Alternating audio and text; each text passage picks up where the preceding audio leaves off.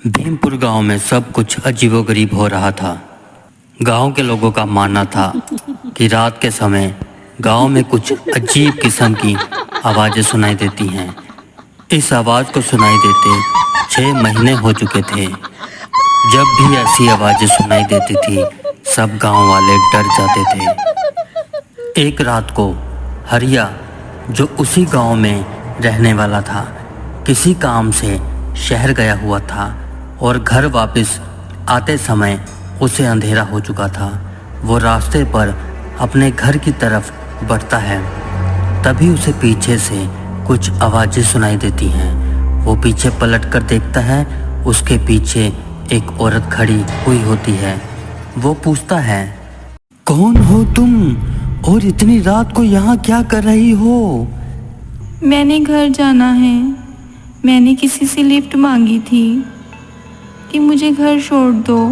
वो मुझे यहाँ पेड़ के नीचे छोड़कर चला गया। मेरे बच्चे मेरा घर पर इंतज़ार कर रहे होंगे। तुम्हारा गांव कौन सा है? कौन तुम्हें यहाँ छोड़ गया था? मैं उसे ही ढूंढ रही हूँ। हरिया को उस औरत की बात समझ में नहीं आती। चलो अपने गांव का नाम बता दो, मैं तुम्हें वहां छोड़ दूंगा। वो औरत हरिया की तरफ देखते हुए बोली, तुम मुझे मेरे घर छोड़ दोगे? हाँ हाँ, मैं तुम्हें तुम्हारे गांव छोड़ दूंगा, पर तुम्हारा गांव कौन सा है? मेरा गांव बेलापुर है। वो तो हमारे गांव के नज़दीक ही है।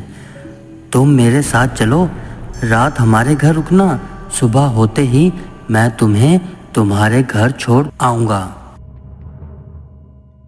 वह औरत हरिया के साथ जाने को तैयार हो जाती है। वह औरत हरिया के पीछे पीछे चलना शुरू कर देती है। चलते चलते उस औरत ने जोर जोर से हंसना शुरू कर दिया। जब हरिया ने पीछे मुड़कर देखा तो हरिया के पैरों के नीचे से जमीन खिसक गई। वह औरत एक चुड़ैल बन चुकी थी। हरिया डर से भागने लगा, पर वो गिर जाता है और अपनी जिंदगी की भीख मांगने लगता है।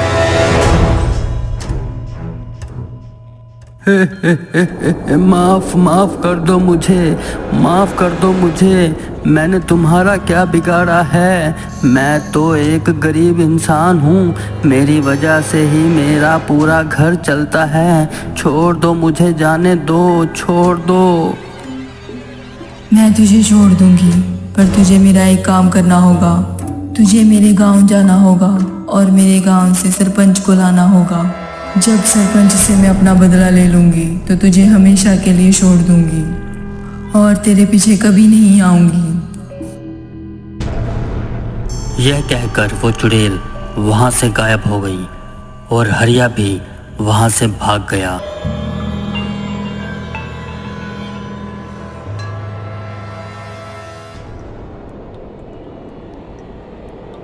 हरिया यह सब आकर अपनी पत्नी को बताता है। अजी, आप ऐसा करें, अपने गांव में कब पंचायत लगेगी? आप सबसे बात करना, क्या पता पंचायत इसका कोई हल ही निकाल दे। अरे पंचायत में कोई विश्वास करेगा ऐसी बात में? वो सभी मुझे बोलेंगे कि ये पागल हो गया है और हमें बेवकूफ़ बना रहा है। फिर भी कोई कुछ नहीं बोलेगा, आप बात करके देखना, वे सभी पागल नहीं है। मुनिया की पत्नी भी बता रही थी कि उसके पति ने भी रात को वहाँ कुछ आवाज़ सुनी थी, पर उसने पीछे मुड़कर नहीं देखा और बचकर भागकर घर आ गया। हरिया पंचायत में बात करता है, पर उसकी बातों में कोई विश्वास नहीं करता। अरे आवाज़ें ही आती है ना, कुछ लोग डर जाते हैं, कुछ लोग नहीं डरते। इसमें डरने वाली क्या बात है? गांव में कुछ जंगली जानवर आ गए होंगे जो रात को बोलते होंगे, इसमें डरने वाली बात क्या है? कुछ दिन बीतते हैं और चुड़ैल अपनी शक्तियों को और बढ़ा लेती है।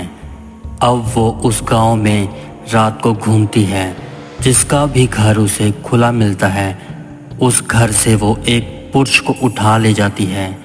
धीरे धीरे ये बात सभी गांव में फैल जाती है। गांव में एक सभा बुलाई जाती है। तो क्या सोचा आप सबने? क्या इस गांव को छोड़कर जाना चाहिए? गांव छोड़कर कहाँ जाएंगे भाई? सब कुछ तो यही है, खेत खलियान, घर बार, इतना कुछ छोड़कर कैसे जाएंगे? अरे नहीं, हमें कहीं जाने की ज़रूरत नहीं है। मेरी बहन, मेरे चाचा की बेटी माया यहीं पास में बेलापुर गांव में रहती है। मैंने उनसे बात करी थी। वो इन भूत प्रेत को वश में करना जानती है। सभी तरह का ज्ञान है उसे। वो कल ही हमारे गांव आ रही है। हरिया की बात सुनकर गांव वालों में थोड़ी हिम्मत आती है। अगले दिन माया गांव में पहुंच जाती है।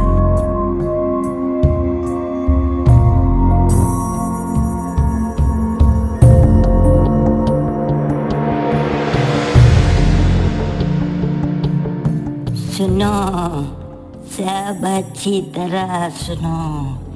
इस गांव में हम रात को एक पूजा करेंगे और सभी उस पूजा में पहुंचेंगे। इस पूजा से हम उसे बुलाएंगे और एक बात याद रहे, उस चुड़ैल के आने पर कोई डरेगा नहीं। कुछ ना कुछ तो गलत हुआ है जो आप सबके पीछे पड़ी हुई है। रात को सभी लोग गांव में शामिल हो जाते हैं। माया मंत्रों से चुड़ैल को बुलाना शुरू कर देती है। तभी वहां पर चुड़ैल आ जाती है। क्यों पुकार रही है मुझे? मैं तुझे नहीं जानती और मुझे परेशान मत कर। तेरी भलाई इसी में है। तू अपने घर वापस चली जा। तेरे साथ मेरा कोई लेना देना नहीं है। मैं तुझे मुक्त करना चाहती हूँ। तेरी वजह से हमारे गांव के लोग बहुत डरे हुए हैं। भलाई इसी में है। तू सब कुछ छोड़कर यहाँ से चली जा। मेरी आत्मा को शांति तब तक नहीं मिलेगी जब तक तू बेलापुर गांव के सरपंच के बेटे को मेरे हवाले ना कर दे। उसने तेरा क्या बिगाड़ा है जो तू उसके पीछे पड़ी है? और मेरे गांव के लोगों को क्यों डरा रही है? मैं घर से निकली थी सामान लेने के लिए। रास्ते में मुझे देर हो गई। अंधेरा हो गया था। मैं अपने घर को जा रही थी और मैंने देखा रास्ते में सरपंच का बेटा मुझे घर छोड़ने के बहाने से तुम्हारे गांव की एक सुनसान जगह पर ले आया। उसने मेरे साथ जबरदस्ती की और मुझे मारकर वहीं दफना गया।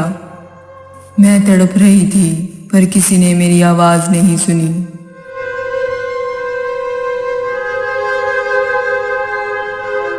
अगर मैं तुझे सरपंच का बेटा सौंप दूं तो तू इन गांव वालों को कुछ नहीं कहेगी और हमेशा के लिए इस गांव को छोड़कर चली जाएगी। मुझे किसी भी हालत में वो सरपंच का बेटा चाहिए। मेरी आत्मा को उसे मारने के बाद ही शांति मिलेगी।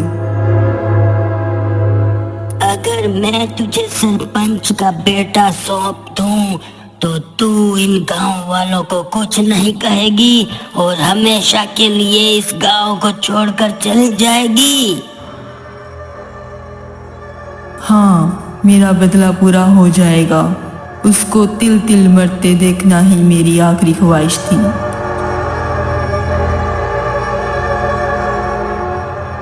ठीक है, हम सरपंच के बेटे को कल अपने गांव में बुलाएंगे। तुझे जहां भी उसे मारना होगा मार देना, क्योंकि उसने तेरे साथ बहुत बुरा किया था। उसकी सजा भी उसे मिलनी ही चाहिए। अगले दिन सरपंच जी दूसरे गांव के सरपंच जी को गांव में आने का न्योता देते हैं। सरपंच जी न्योते पर अपने बेटे को भेज देते हैं। पुकारता चला हूँ मैं गली गली बाहर की।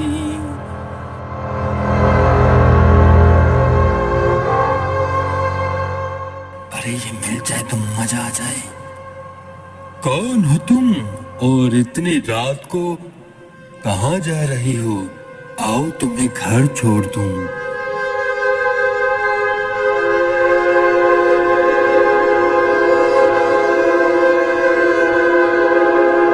मैं वही हूँ। तुम जिंदा कैसे हो सकती हो? तुम्हें तो मैंने अपने इन्हीं हाथों से मारा था। कौन हो तुम? मैं वही हूँ जिसको तुमने मारा था। मैं अपना बदला लेने आई हूँ। मैं कितने दिनों से तेरा इंतजार कर रही थी। तू मुझे आज मिल ही गया। आज तुझे मार कर मैं अपना बदला पूरा कर लूंगी। हा हा हा हा हा हा हा हा हा हा हा हा।